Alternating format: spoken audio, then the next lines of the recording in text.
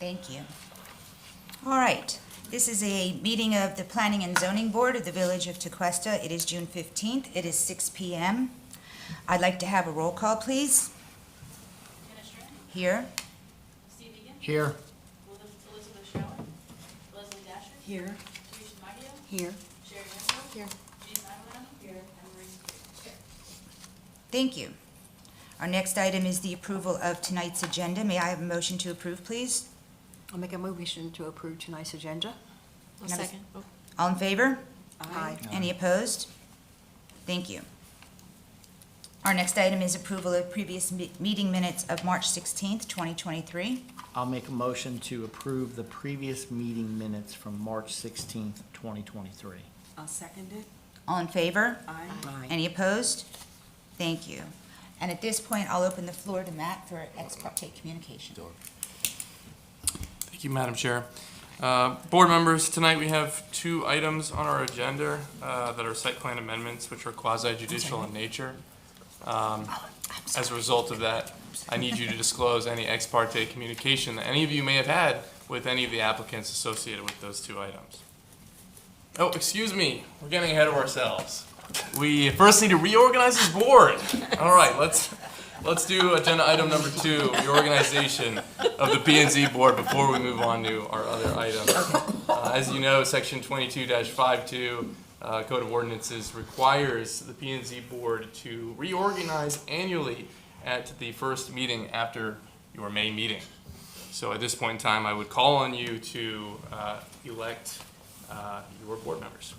Okay, I'll open the floor. First of all, I want to tell all of you as the board chair, I so enjoy working with each and every one of you. We are a good group of residents, and I think we work very well together. I have been the board chair for several years. I am happy to stay in this position. I will step aside if somebody else wants to step into it and gladly stay on the board. However this board decides to move forward, and I'm just fine with it. I would like to nominate Janet Strand for board chair. Thank you. I'll second. second. Yeah. Thank you. Lots of seconds. Okay, your turn. You're the vice chair. Oh, what am I supposed to All right, so, yeah, it's been fun being on the board. I'll stay as whatever the assistant, whatever he's called. Vice chair. But it doesn't really matter to me. But I like to stay on the board. I'll make a motion that Steve Egan remain as the vice chair. Second. Thank you, guys. Appreciate it. Thank you. Okay, now, Reorganize. Moving right along here. All right. So, items number 3 and 4 on our agenda this evening are quasi-judicial in nature. As a result, if there's anyone today in the audience who plans to give testimony regarding these two items, I need you to swear you in. So if you could please stand at this point in time, raise your right hand. Do you swear to tell the truth, the whole truth, and nothing but the truth? I do. Thank you very much. And I think we'll handle ex parte for each individual application as each one is called. Okay. I would like to put into record that I am in receipt of an email dated June 13th, 2023 from Tom Bradford, and I'd like to make this part of the meeting minutes so that it is documented. Thank you. I received the same email from Thomas Bradford. I did too. I we all received did. the same email. I didn't read it. I did read it. I received it and read it. I did read it. Okay, very good. And for the record, this is for Site Plan Modification 2-23.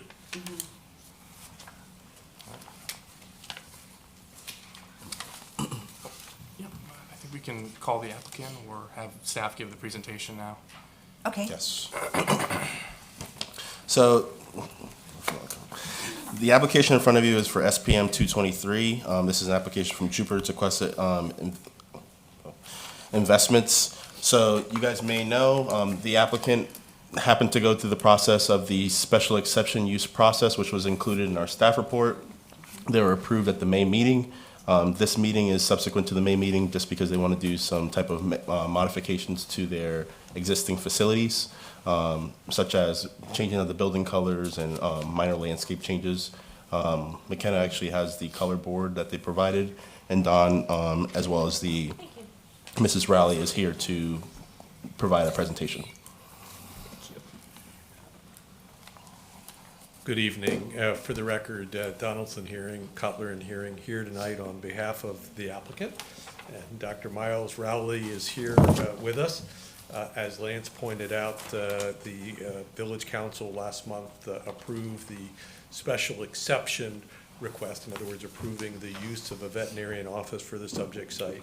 So what we have before you this evening is the applicant's proposal to enhance this existing building and really bring it back to life. So I'll walk you through that and share with you some of our thoughts. So the site is located on the north side of Tequesta Drive, just west of Cypress.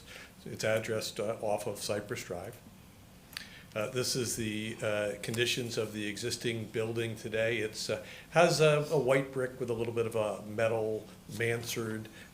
It's a very nice building, sturdy, but it really could use a little bit of love and some landscape and some enhancement. And that's what we're proposing to do as a part of our request. Fair amount of asphalt. We're looking at taking up some of the asphalt and adding more green space to make it more aesthetically pleasing. The use will be used for a veterinarian office, which would be Dr. Rowley's office. I know she's got a great following here in the village of Tequesta, and many people drive to Stewart now in order to have her wonderful services. The site plan is before you. This is an older building. The building will exist pretty much as it is today. We are adding some additional landscape areas by creating some new landscape islands, kind of making sure that the parking area is restriped and organized.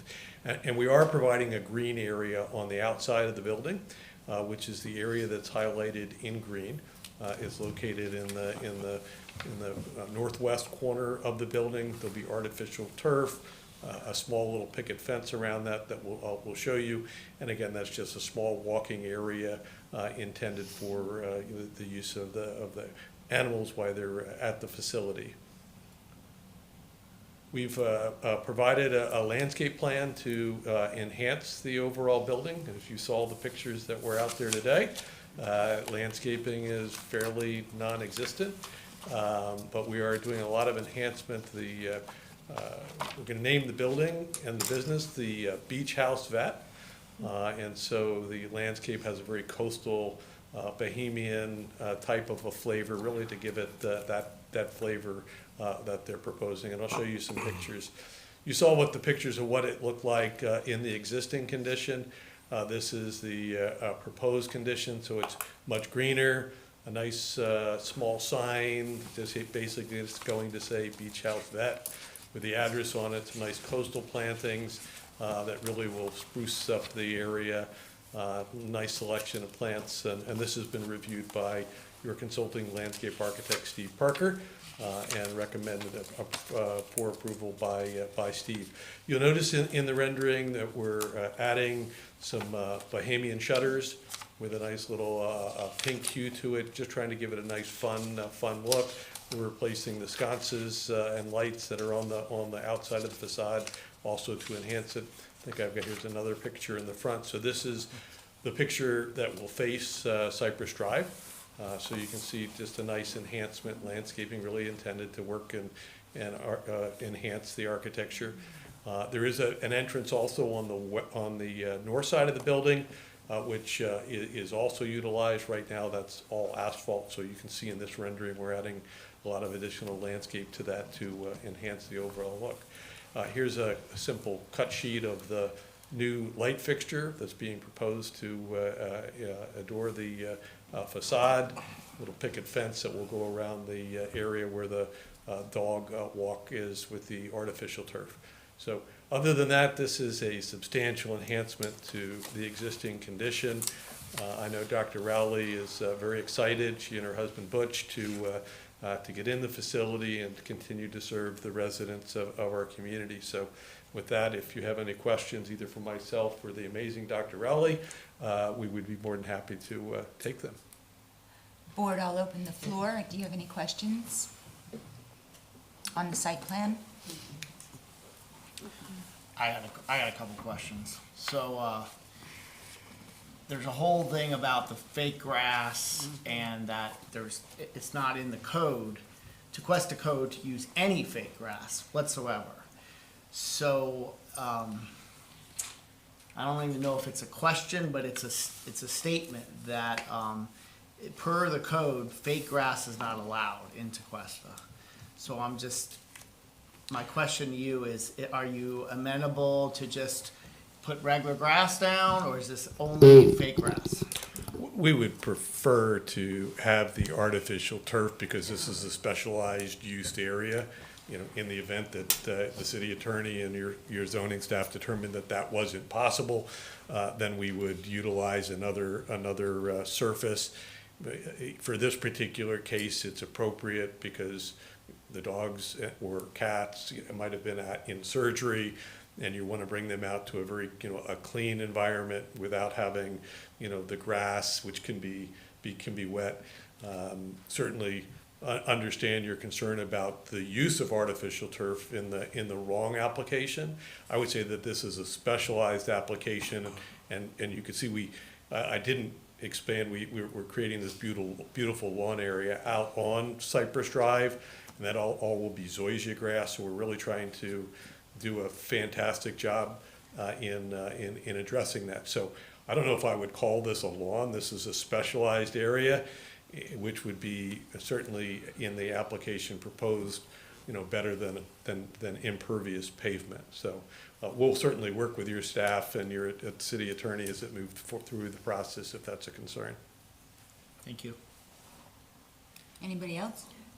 Is fake grass not allowed here? I wasn't aware that was not allowed. My neighbors have fake grass. Yeah. I mean, I've certainly seen it. might not be mentioned, but is it prohibited? Because, I think staff's position on it was that under the definitions of landscaping, it would have been included within that. but it's not really landscaping, it's part of their It's like hardscaping. clinic. It's technically part of the clinic versus, So just to read into the record, so it says landscaping shall consist of any combination of living plants such as grass, ground cover, shrubs, vines, hedges, or trees, and non-living landscape materials such as rocks, pebbles, sand. And this is a code that it doesn't contemplate turf, however, it does contemplate non-living materials, which turf would be considered non-living material. Mulch or decorative paving, and then it says non-living materials shall not be used as major landscape ground cover, which this isn't being used as that. In no case shall the materials exceed 10% of the landscaped area, which the applicant has provided the square footage and percentage in their application. So that's the position that staff took when it came to the landscaping portion of it. And I believe that's at 7%, is it not? It was, I think, and it's 7.6%. not visible. It was in the rear, which In the rear. the once again, as previously mentioned in the previous application or the previous ordinance, we already have in our code that says that you may require or may include a rear area for post-medical or post-surgery. What the applicant is using that for is they're using that, I guess, synthetic turf area for that rear area for the post-surgery.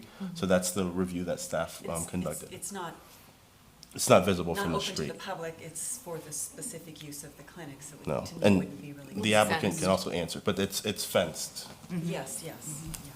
Okay. Is the material that it's made of specific for your use? The material is specific for use for pets. So it is, and it's designed to have under-laden drainage so that, if, an animal needs to relieve themselves, they can, and it goes through, and it's washable, it's clean, it's long-lived, it stands up to the ultraviolet lights.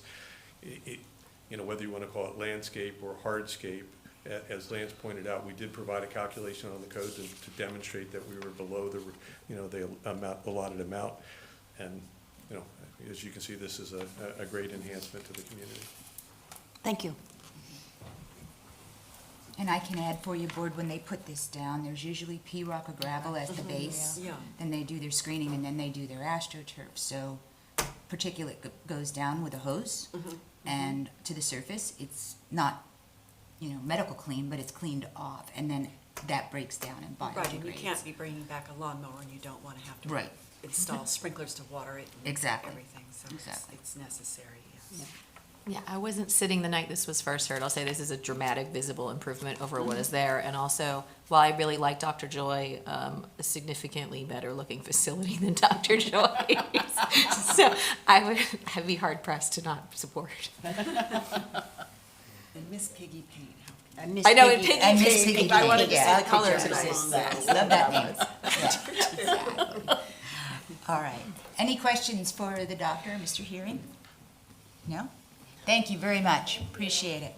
I'll open the floor now to public comment. Tom? I'm not able to pull up my email for some reason, but I think it's fair to say that the gist of my email, which was lengthy, and I apologize, was my concern with staff. And I'm glad that Lance is here. I want to clarify that aspect of it. It is your process that disturbs me. Lance and Nielsa and anyone else that works in that firm, they will do what the village tells them to do, but the history here for your board is you're not getting the normal scrutiny that is provided in this region at this level for applications that come before a board. And I've asked you if you would go look at Jupiter's requirements, at the Gardens requirements, at Palm Beach requirement, you are not meeting the norm. And in that vein, I am very disturbed by the fact that artificial turf is being allowed to go forward without legislative authority to do so. The staff is not authorized to make a determination that non-landscape materials can be artificial turf. The applicant's presenter indicated it was green space. Well, it's not green in the traditional sense, except the color is green, and it is not in the rear yard, Lance, it's in the side yard. So my other concerns about the project are that there are numerous inadequacies that were not addressed in the staff report at all, such as there's a requirement for a 6-foot opaque fence adjacent to residential properties with a 6-foot hedge. It's not there. The parking lot needs to be lighted. It's not there. And this list goes on and on. And I know this lady spent a lot of money, and she's done a great job. I stated that in the email in terms of the appearance of the property, like it's been noted. But I'm just telling you that in terms of site plan review and the input that you get from staff or your consultants is not adequate. And I think it's incumbent upon you folks, as well as the village council, to come up with standards that you require for the review of all the applications. It's critical, because this is the second step. First step is DRC, Development Review Committee. Second is you. Third is council. It's critical that you guys address all this stuff. So thank you very much. Thank you, Tom. Thank you.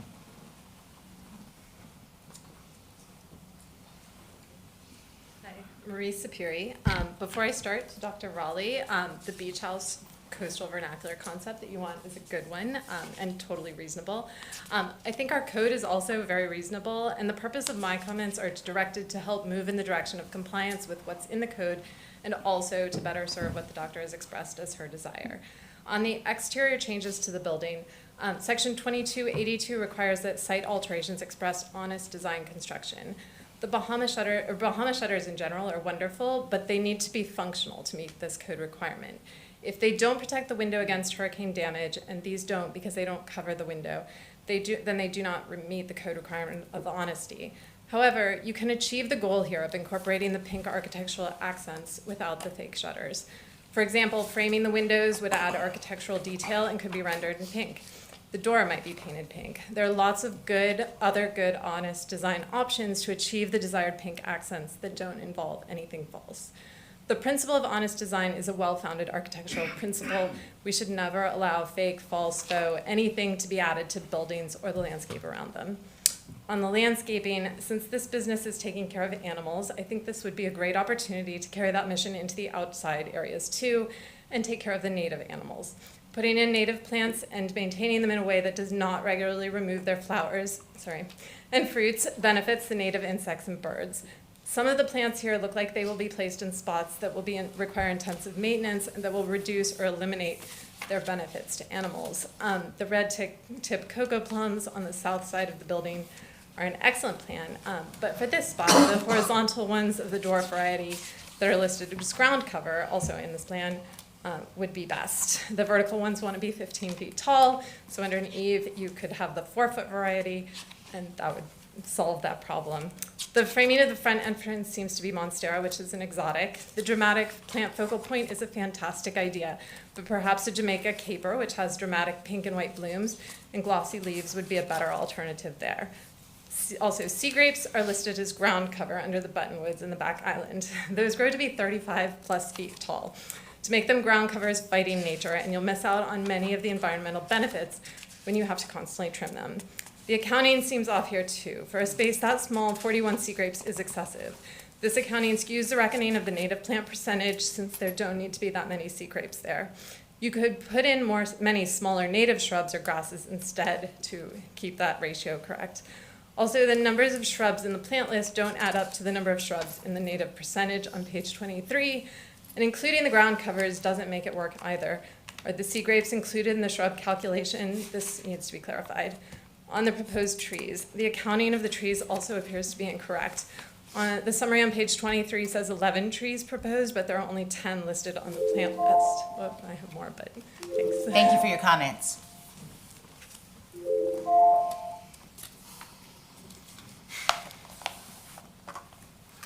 I'd like to open the floor to the board. Any comments, questions? We're just here to vote on, or Make a recommendation, right? of the colors and the Bahamian shutters. We're not here to Correct. deal with, Whether there are 10 or 11 plants, that's correct. or Well, it's also including a modification of the exterior building, and that's what you're looking at. That's the, you're right. just this right here, but we're not worried about how, what's missing from Well, the. then, why is that? Well, why are we not doing a site plan review? That was Mr. Bradford's But comment. that's just not what we're here for tonight. But it's the questions for Lance, though, just so I'm clear.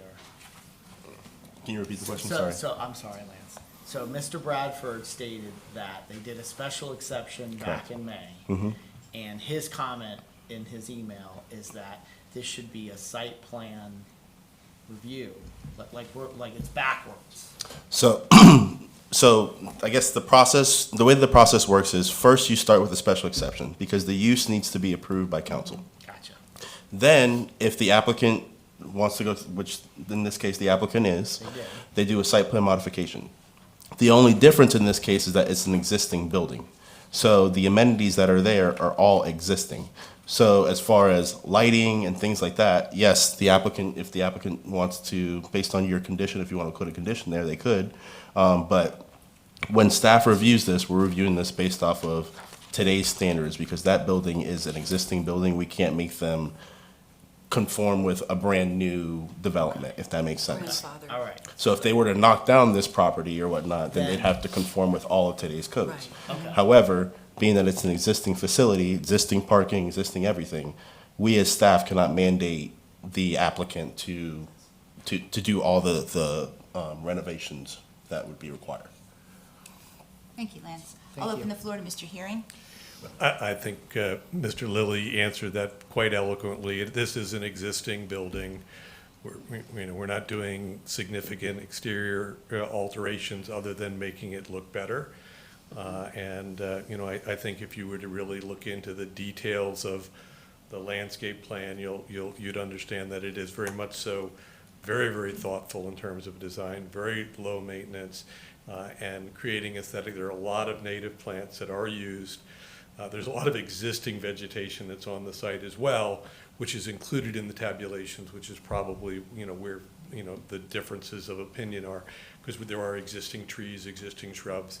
And so It's very well done. You have a professional landscape architectural consultant that reviews these plans in great detail, and we have, conformed, and not only that, it exceeds your code. So, I think that, well, we very much so appreciate everybody's comments, including Mr. Bradford's. This is somewhat of a unique case. Thank you. Tom, you have the floor. So now we're getting into the essence of the problems here. Okay, so if we take it face value, Lance's comments, which he's not listening, is this property as it exists today was, let's say, is either C3 or C2, I forgot. But it is now a special exception use. So if we take at face value what Lance just said, staff can't do anything about the existing conditions, then you have eliminated the special exception criteria that is granted to you and to the council relative to insisting and ensuring that the public health, safety, and welfare in regard to the application is being met. So you cannot do away with the special exception criteria just because it's an existing building. It is now a special exception use, and my argument is that eliminates Lance's argument, and now it's a whole new ballgame. Thank you, Tom. Thank you. Go ahead. got the Would you floor. like to respond? Sure, and with respect to that, this already came in front of the council for a special exception. That's not what is in front of us today. Right. What is in front of us today is a minor site plan modification, Yes. with which actually this will be the final stop for. This is under section 22-53, the powers and duties of the Planning Zoning Board, which is to review and make final determinations regarding applications for site plan modifications that do not exceed $50,000 estimated costs, or aesthetic modifications to exterior building colors, finish, when not accompanied by other modifications. So, again, we're here for a site plan modification. We're not here reviewing a special exception request, and this will also be the final stop for this particular item. I think someone brought up earlier it was maybe going forward. Thank you for that This is it, yeah. clarification. Yeah, thank you. Thanks. Okay, guys, how do you want to move forward? Make a motion to approve SPM 2-23. Second. All in favor? Aye. Any opposed? Thank you, motion passes.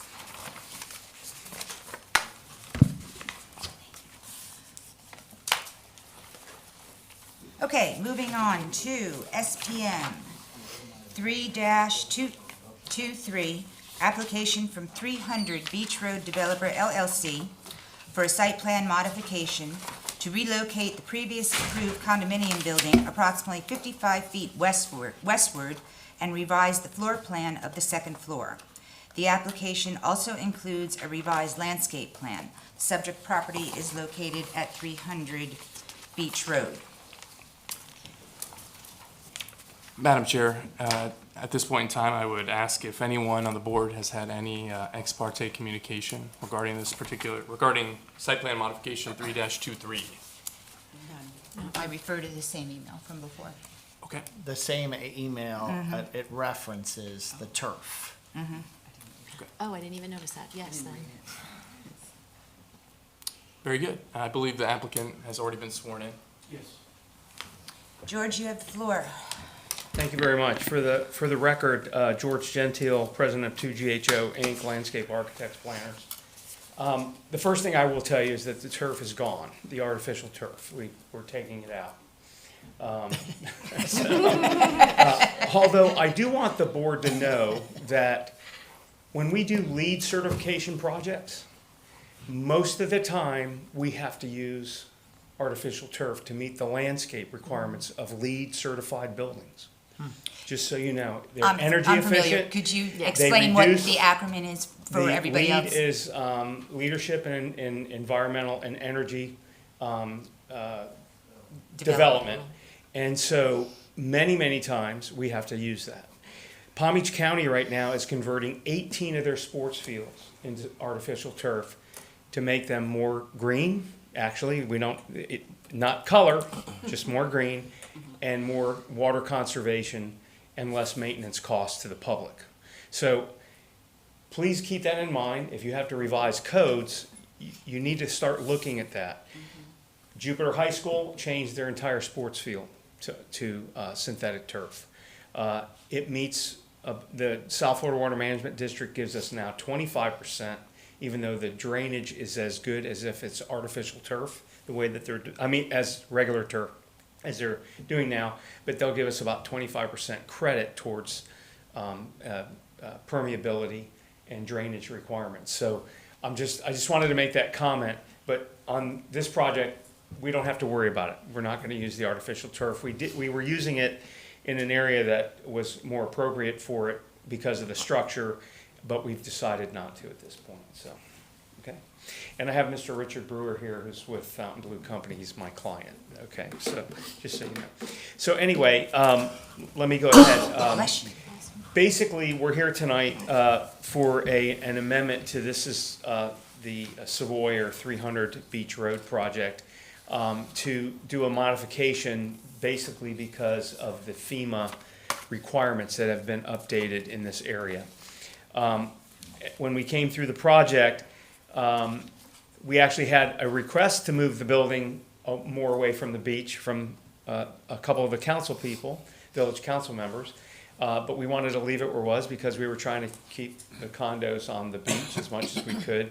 However, when we got through the LOMAR letter requirements to come through the project, we had to change. We have to make this modification. I'm trying to get this to work. Am I with the wrong?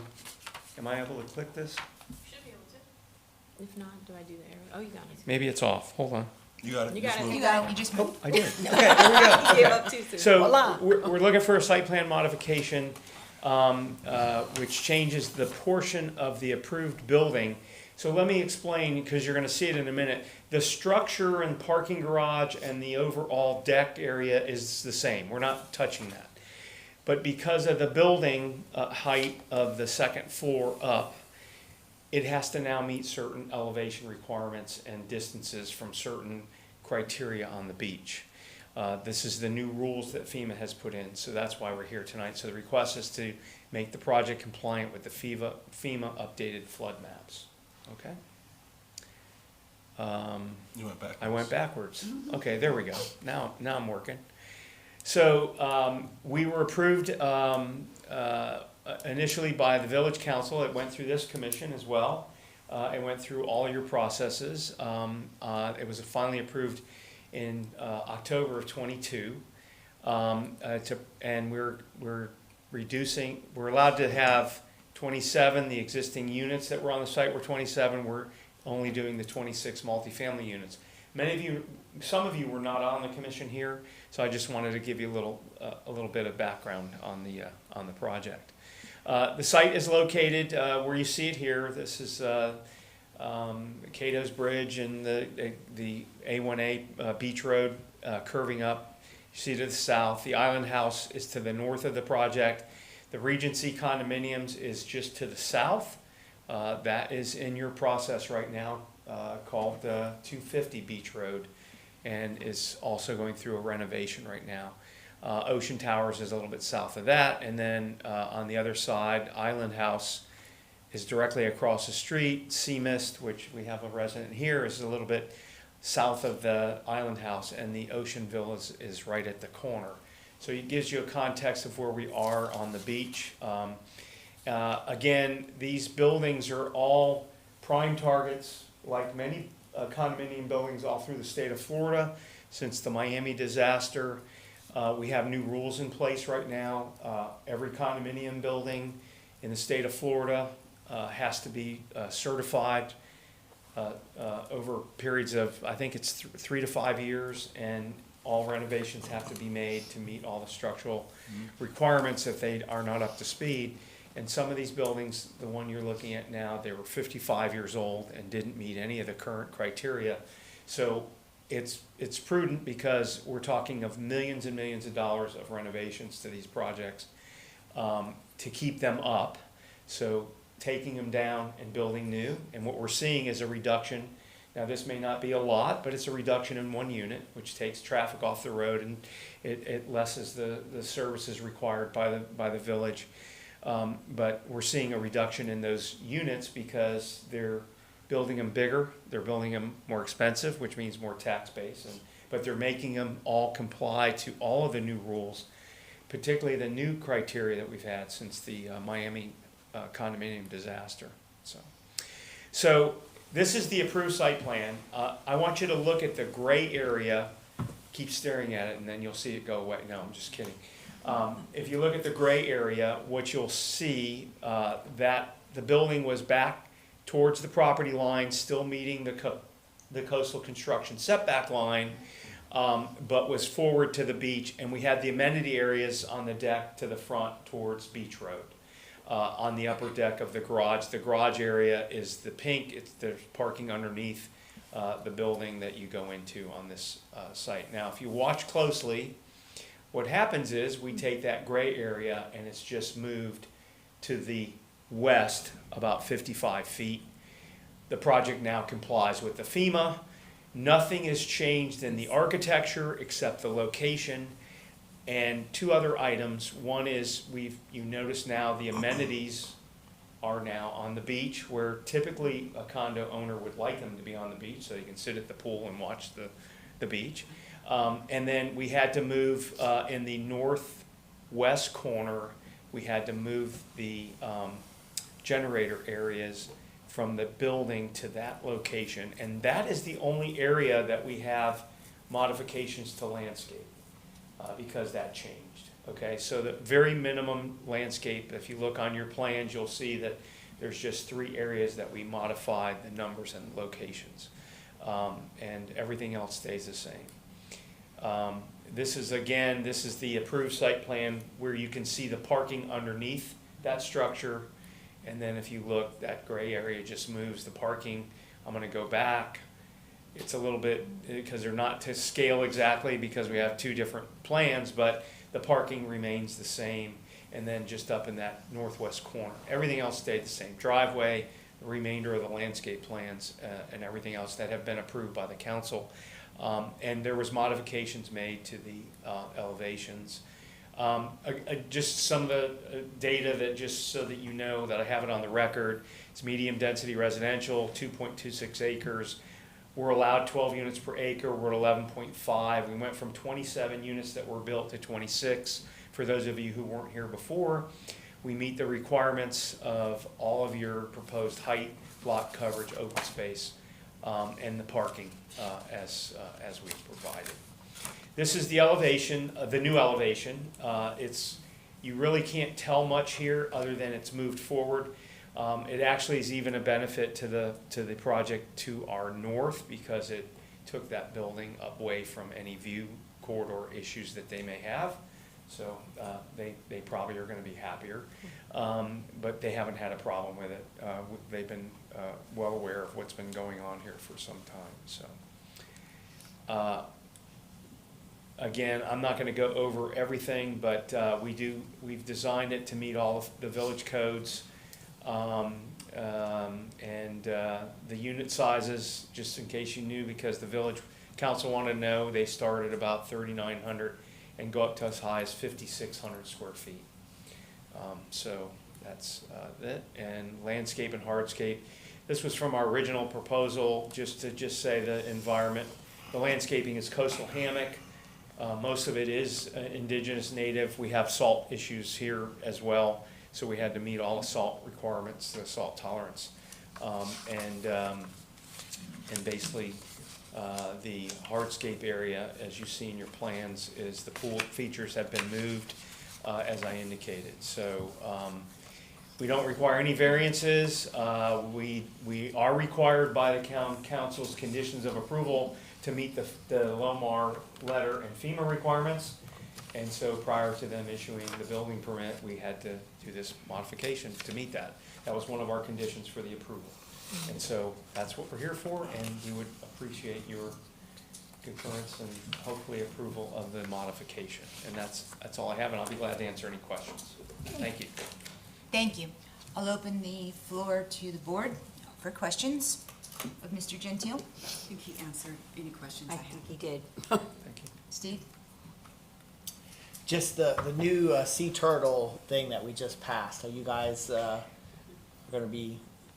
They're gonna have to meet it because the county is monitoring it now. And I didn't wanna get up on that ordinance because I usually don't get up when other people are dealing with their projects. But the village should remember that in 1989, now I'm dating myself, but the Palm Beach County ERM imposed the environmental ordinances of the county on every city in the county that didn't have an environmental protection ordinance, tree protection ordinance, upland preservation ordinance, wetland ordinance, and it went on and on. And the St. Jude's Catholic Church was in the middle of renovating. They had the little small church there. Liz Shower, she's been there forever. Hopefully she's retired now, I don't know. But they went and got the approvals from the village of Tequesta to take it down and build the new church that's there now today. And came in and stopped the project because they didn't get a resource permit from ERM from the county. We had to immediately get a code written in the village. I mean, the mayor and council members were scrambling to get out of the imposition by the county on it. Oh, okay. So doing your own ordinance, I think, is great. We have to meet that ordinance of the counties right now anyway. Okay. It's not that far off. Okay. And they have gotten more restrictive on the lighting, particularly for elevated condominium buildings. And so we have no problem with that. Good. So, yeah. Thank you. Yes, sir. Appreciate that. Any other questions? Thank you, George. I'll open the floor now to public comment. Come on up, Tom. So I'm pleased that George let it be known that they're gonna remove the artificial turf. But I think his comments on the subject in general are well taken, and, you know, it's becoming a complex subject because of retention of water and so forth, and of course, the higher temperatures due to climate change and so forth, and artificial turf not requiring irrigation and so forth is becoming more of an issue. But it just, to me, the complexity of it points to the importance of not letting staff make a determination about where it can and cannot be used. It needs to go through the legislative process because there are many other issues, like you talked about lead and everything like that, that comes into play and should be taken into account in the legislative process that would say by ordinance what you can and cannot do. And please let me make it clear, there are a lot of places in Tequesta where the front yard is entirely artificial turf. And it is so artificial, it is hideous, in my opinion. And it's, as I said in my memo, as the Germans would say, it's ersatz. It's just unacceptable, people.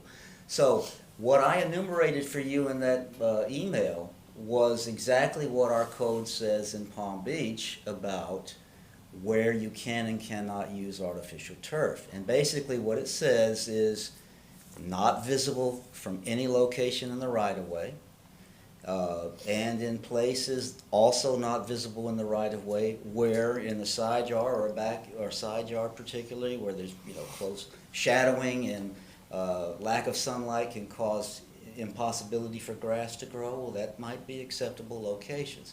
But the impervious versus pervious question is really something village council should look at.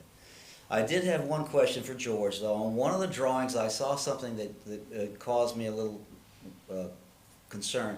It showed the easternmost property line, which I took to mean the submerged property line, because this one's got some submerged land.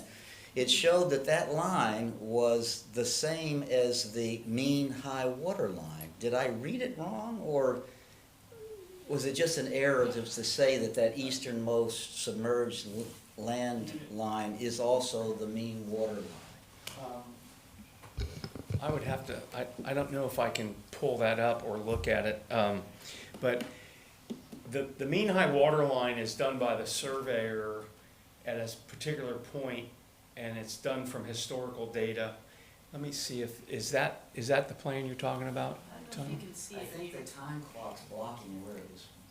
Yeah, I think, let me see, hold on a minute. Sure, go right ahead, sir. Yeah, I might have a copy here. Maybe if you want. Look at I'm it. just curious.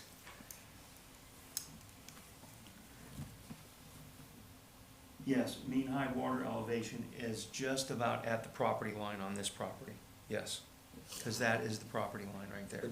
But when you look at property appraiser maps, there's a submerged portion that's considered their property. Yes, but you have to look at what the surveyor determined that mean high water, because that's done from state historical data. Yeah. As well as when they're out there. They do it by also visibility. So, yes, and this is a Lidberg survey, and I trust David, Okay. with All right. anything that I Thanks do, for- so. thanks for Okay, answering that. sure, no problem. Okay, Marie? Marie Superi. Moving the building back is fine, but the fundamental problem is that there's still no dune in this plan. And that is frustrating because this building site recently threatened the village with litigation over an attempt to make needed improvements to our code, which would have included very reasonable setbacks that this project now says are common sense and prudent. The beach is classified as critically eroded by the DEP. What the village was trying to do was put basic protections in place, and the litigation threat was the chief reason we don't have those protections now. That's frustrating. But the most important problem remains. The critical safety characteristic here is a healthy, intact primary sand dune, and this design still undermines that first line defense by building on it. Dunes are essential. As we saw in the LPA portion of this meeting, state model statutes include the assumption that there's a full dune on the beach, because that is the best dynamic protection to absorb the energy of wave action and storms that hit the barrier island. This change does not, unfortunately, restore a complete sand dune, so moving the tower west does not fix the fundamental problem. The landscaping, there was a comment on dune sunflowers, that they were struggling. These are robust plants that survive on dunes with no irrigation at all. It's hard to imagine that they're struggling at sea glass, but perhaps the maintenance practices there could be re-examined to make sure that they survive. Clusia gutifera is included on page 125. I know that the rosea variety of Clusia is a native plant, but the best information I found is that gutifera is exotic. This needs to be confirmed because there are a lot of these plants in this design. The EAC might consider developing a native plant list, Tom, so that the staff can check the proposals. I'll skip my comments on the synthetic lawn. The dune plantings on page 123, this also faces a public area.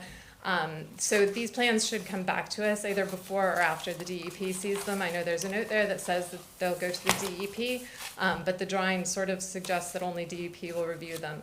And we should have a chance to look at those as well. And on the building aesthetics, since this is site plan modification and review, the coral stone veneer finish on page 98 of the PDF. Veneers also are not, going back to my previous comments, are not consistent with honest design. There should be other options that are not the destructive real coral stone that would also look good. Thanks. Thank you.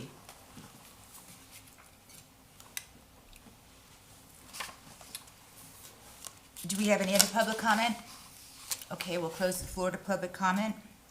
Board, I'll go back to you. Any comments, questions? So we're not here to discuss dunes, and we're just here to discuss. My the 55. personal opinion, that's a rock coast. It's got a lot of rocks there. You know Yeah, the but area.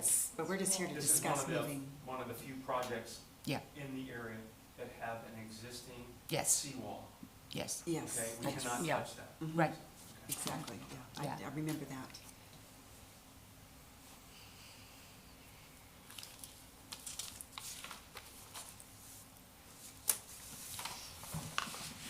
So how do you want to move forward, guys?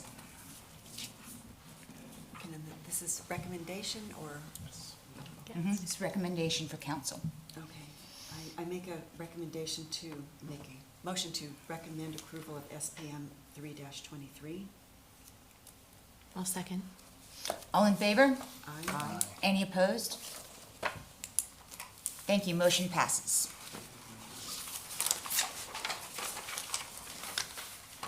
I somehow lost my agenda, so I'm winging it here. Okay, staff comments? None. Any further public comments?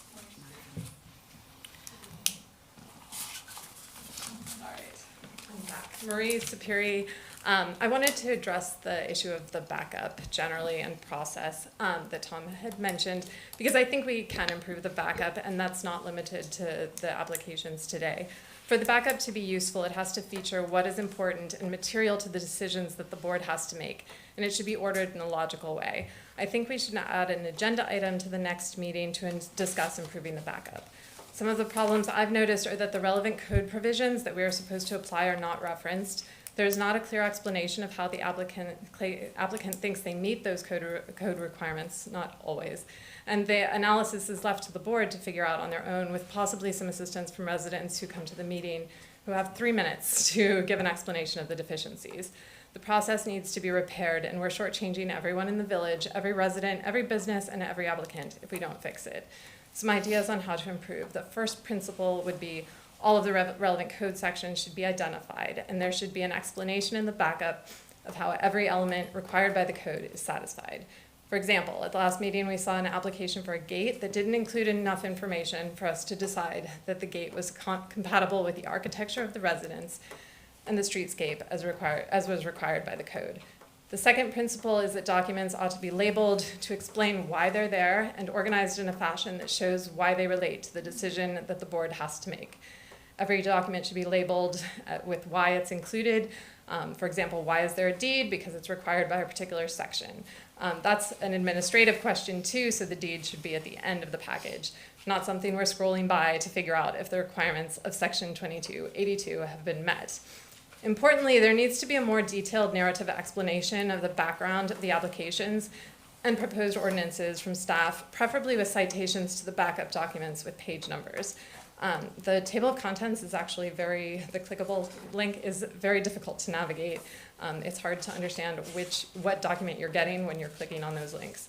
For example, the site plan needs to show harmony with other buildings, so the memo might say the applicant's assertion of harmony is on page 12 of their justification statement. Instead, we typically have a large volume of documents, and they don't seem to always be in any particular order. And sometimes things that would be helpful are missing, like the excellent explanation from the building department that the council got on May 1st that was not included in our package today. Those types of things need to be available to the board too, because they make it possible for board members to do a thorough review of applications on their own, and then for the whole board to make good decisions. The goal is to improve decision-making by improving the quality and organization of the materials we're considering. And I request that you put this on the next agenda. Thanks. Thank you. We'll close the floor to public comment. Board? Can I make a comment? Absolutely. I'd just like to say, I'm sure in all cases, we all have room for improvement in the things that we do. But I would like to stress that the staff is always accessible and available to us to answer any questions we have about any agenda item. And they've always been very thorough and helpful anytime I have engaged with them. I do think you need to keep in mind many members of this board have experience and a lot of history working through these documents and are familiar with where things are located. So I take your comments seriously, but I do want to make sure we recognize that the staff is incredibly responsive and helpful. So thank you. Agreed, absolutely. All right, guys, we need a motion to adjourn. So moved. I move you adjourn. All in favor? Thank you, everyone, for coming.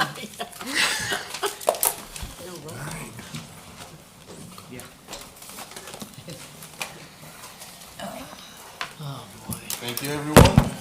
Thank you, and apology. I had keyed on that for some reason.